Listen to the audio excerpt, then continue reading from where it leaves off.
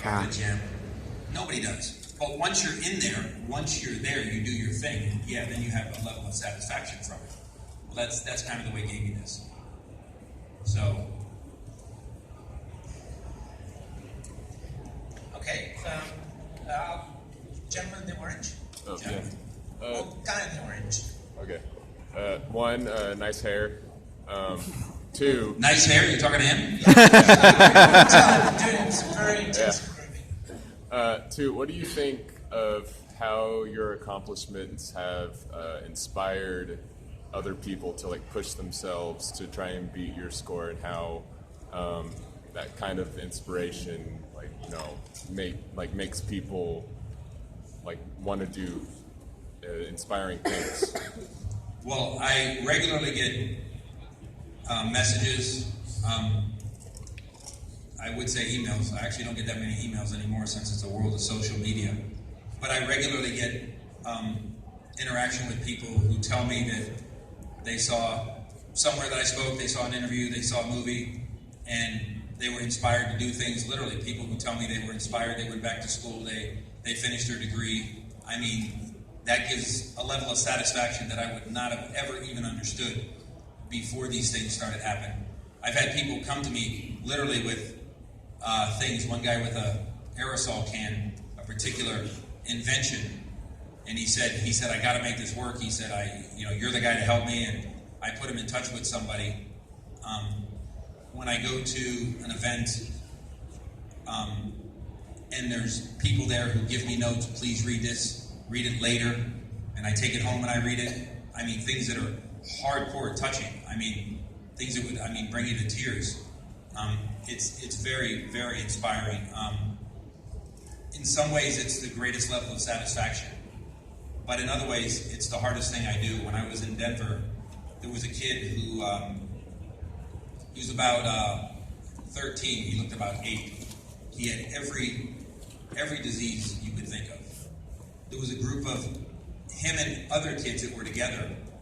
There were like 8 of them, and 7 had died. He's the only one who was left. And it was just like this, where they said, we're going to open an hour early, we want you to go there with this kid. And I said, sure, tell me what's going on. And his bucket list in life is he wanted to play in the arcade with Billy Mitchell. Oh, wow. In ways, that's the most inspiring thing, but it's surely the hardest thing. I mean, those are rough.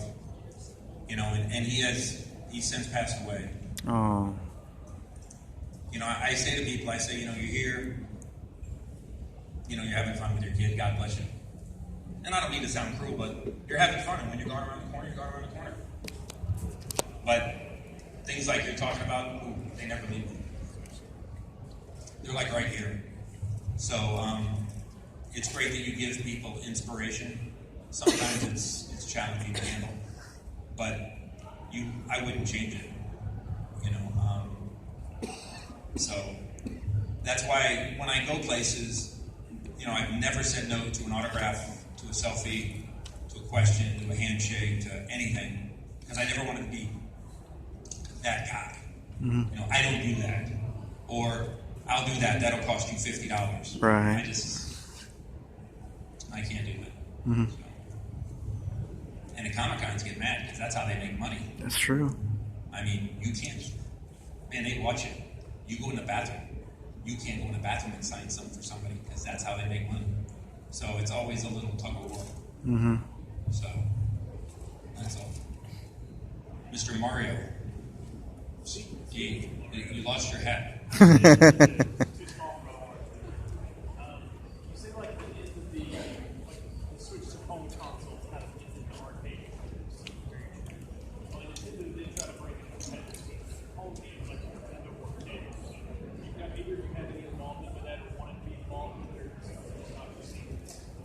You guys hear the question? More or less. What the question was have either of us been inspired to get involved after the arcade crash with the, is that correct, with the, kind of the Nintendo? Like when it happens, the Nintendo Championships, World Championships, like the early 90s, did you want to get involved with that? Were you aware of it at the time? Okay. Or was it just not your scene and you didn't want to be involved in it? I kind of signed out 100%. So I know there's a guy named Thor Auckland who I think won the first one. I met him a couple of times. Nice guy. So he won, which I think it was far more competitive than it was in the early 80s, because I think the Tetris World Championship was probably hundreds of thousands of people that tried it, and he was a local guy. He was a Dallas guy, but I know he lives here now, so that was kind of cool. But I actually cut off 100%. Like I remember when Tetris came out, I played it. I said, "Yeah, this is a cool game." That was about it. What about you, Billy? It was at a time in my life when I thought, well, that fun and fanfare from the early 80s was over. And I was Video Game Player of the Year in 1984, so I thought, yeah, that's my badge. And life had gone on, and I was working and building and moving onward. And to be honest, the gameplay just didn't inspire me. And it didn't. It was too different. I always tell people, I say, I don't really embrace change very easily. Look at me. That's what I tell people. But I have tremendous respect for them. And I like meeting them, like Ben says. But your question could even relate to today. Everything seems to be moving more and more towards the speedrun community. And people ask me what I think of it. Well, I mean, I have to embrace it. Speedrun. What's a speedrun? Speedrun. Later. Yeah, what's the... Okay, you can tell me. I'm sorry, I kind of missed this. I have kids, but I don't know what the speedrun is, so go ahead and keep going. I hate speedruns. And that's just the way that games have evolved and have developed, and the competition is gone. I mean, I have to embrace that because we were a part of what began that eventually led to the speedrun. It's kind of like, I mean, you're a kid, then you have kids, then you have grandkids. I mean, that's the development you have. You have to embrace it. You have to respect it. You have to enjoy it. You have to try to inspire it. And I absolutely respect it 100%. And I'm always speaking to Walter that we have to do more and more for the speedrun community because that's simply the way competition's evolving. I didn't like it when things were moving from the arcade to the home, but that's the way they were moving. And so the evolution of games, as you say, it's reality. So that's all. Question? I think the gentleman in the back, you had another question. Is that? Oh, you're good? Well, let's see. Go ahead, sir. Does the mic work? Yeah. Yeah. All right. Hold on a Go second. ahead. Yeah, you just.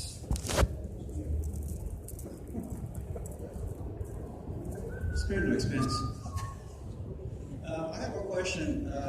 Billy, I know that obviously we've seen you play in the arcades for quite a while, and the goal is simply to get good. So despite how many coins you spend on the quarter, as long as you get good, that's what counts, that you're getting better. Now, I know that this little thing called microtransactions, you've been hearing it a lot in the gaming community, how people just by spending a little extra can help out a game a little bit better. Have you heard any stories about really bad microtransaction experiences, like people or kids spending $80, $90, $100,000 on a $60 game, stuff like that? Oh, wait, are you talking about like a microtransaction being like an app, like if you buy jewels or if you spend $2 here, $5 there, that kind of, is that what you mean? Yes, like not only on apps, but also in gaming consoles as well. What a rip-off, I'm sorry. No, I mean, I was like that too, like, come on now. But now, consoles and apps. Because let me say, the thing is this, that we used to play, I think Moonraker was the first game where you could put 25 extra cents in. So when we played, you had 25 cents, you played the game, and your score was the best. And that was it. And you wanted to do better, you got to do better. You couldn't go and say, I'm going to put another $1 in, and that's going to give me extra lives, or give me an extra armor, or buy me, and now I think they discovered the in-app purchases. This what is it called again? Transactions. Microtransactions, they go on the consoles. It's just game makers learning how to make a bunch of money. Because my daughter once said to me, I want you to buy me $10 worth of unicorn rainbow jewels or something. And I looked at her and I said, you want me to spend $10 $10 on uniform rainbow jewels so you can play this game. And I'm like, hell no. I concur.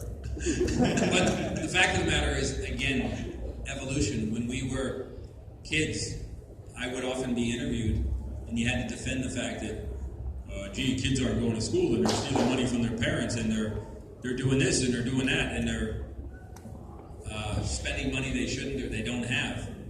And that was true for that segment of the population. Of course, that segment of the population makes life harder for the rest of us. And so that's what happened then. And as things evolve, what we'll call the negative or the abuse factors, they evolve as well. So now we have a high-tech level of abuse that affects some people, and I wish it didn't affect anybody. But now you know why I like old games. No, because I still play retro games. I'm like, oh yeah, how much is this? $20, and I'm getting all this stuff for just $20, and that's it. Right. So yeah, I still have a thing for retro gaming. I mean, I'm extremely picky when it comes to new games now, because I'm like, does this have this crap called microtransactions? I'm like, no, screw you. I already gave you $60. I'm not going to give you more than that.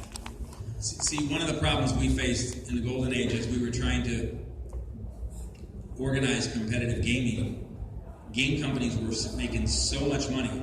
It was a joke. Everyone complained about how difficult it was to carry all the quarters to the bank.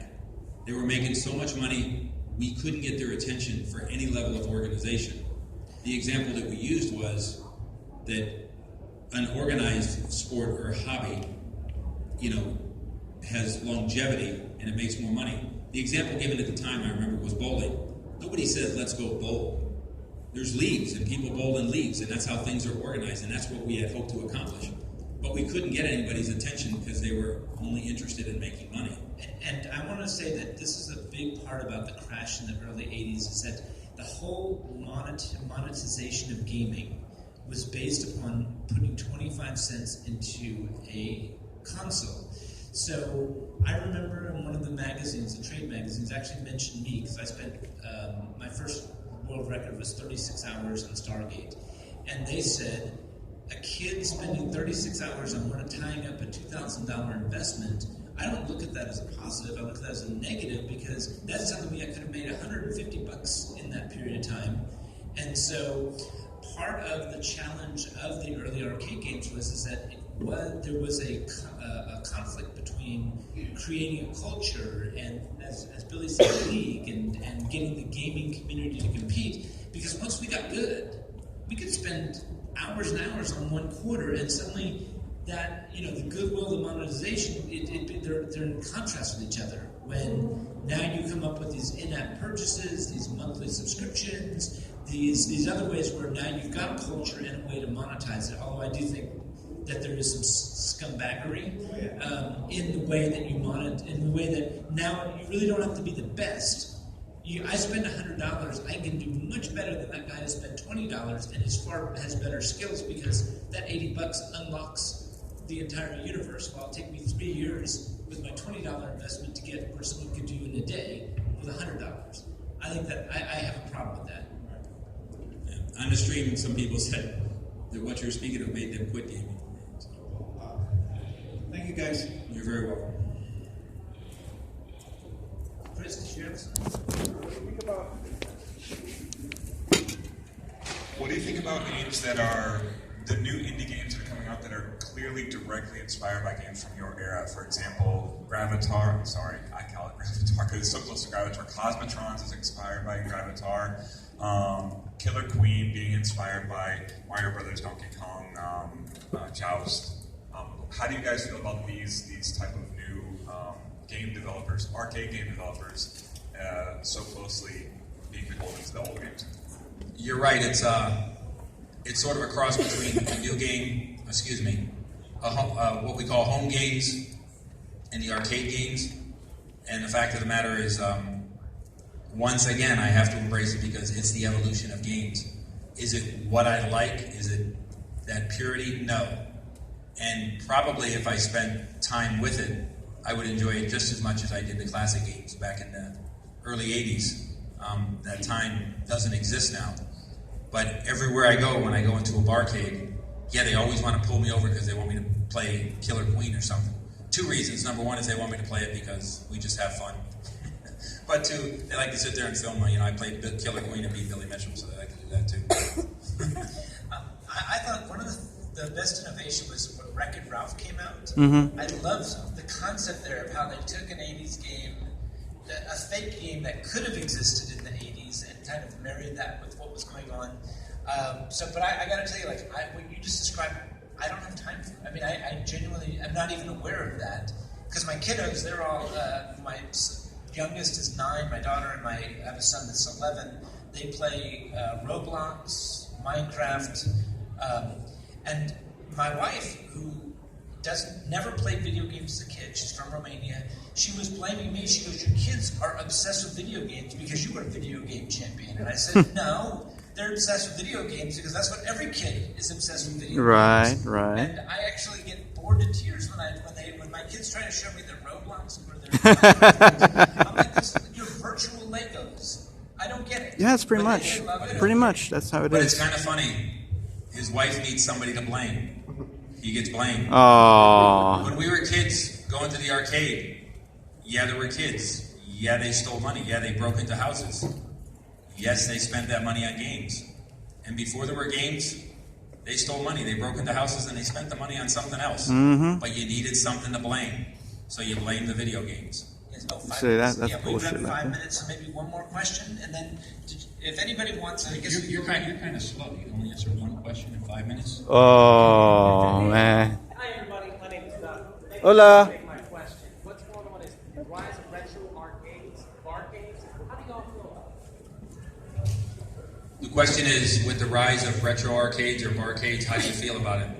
Well, again, as I talk about the evolution of things, as different movies inspired inspiration back to classic gaming, now, unlike when you were a kid and you maybe had money in your pocket if you weren't one of those kids breaking into houses, now you're an adult, you're in a restaurant or in a bar, and the pastime that you had, that you enjoyed, now it's behind you. And so you're somewhere, you're at your leisure or your leisure time, and you can enjoy what you enjoyed as a kid. I had a reporter ask me, this is crazy, you go places and go to a convention and play video games? I don't understand it. And I said, this was actually when we were at Fun Spot, and I said, well, I go, what did you do in high school? She said, I played softball. And I said, okay. I go, well, after high school, I says, some of your friends you kept track of, some you didn't. She goes, yeah. And I go, you still enjoyed the idea of softball. You had your memories, yeah. And maybe on Sunday you might get together in the morning and have a game of softball. She goes, yeah. Well, this is the same thing. It's what it was you enjoyed, the passion you had. Only now, to go to your question, the barcade, you're there, you're eating, you're drinking, you're with friends, and what you enjoyed as friends as a kid, now it's right behind you. It makes it so easy. So many people I know that I thought would never go to an arcade, now I'll see them, as I say, in the barcades. And again, it goes further. Now I see barcades that are just hardcore arcade games, alcohol, no kids whatsoever. And the age group is 20 to 30. I would not have guessed that they're there passionately playing that. I would have thought it was people 40 to 50 years old playing because that fit the timeline. So again, the idea that it's introduced to a new generation, I think it has been for the reasons you're saying. So, I guess we have time for another question. Oh, wow. Anyone want to ask a last question? while you're digging for the question, from here we're going to be out at the booth. Supposedly, somehow I can say hi to everybody. We can do pictures or questions or anything you want.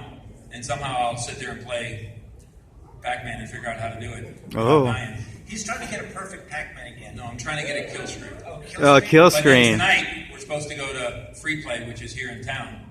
And there tonight, we'll play again, and probably there play Donkey Kong. The reason why we choose Pac-Man here is we can hide it. I can turn for a second. I can do an autograph, a selfie. Donkey Kong, you're dead in 2 seconds if you do that. Oh, that's true. That's true. I want to give the other guys, if you have another question. Oh, all those guys are lining up there. Yeah, but I think they're going for the But he's got one question. Okay, last question. Go ahead. Last question.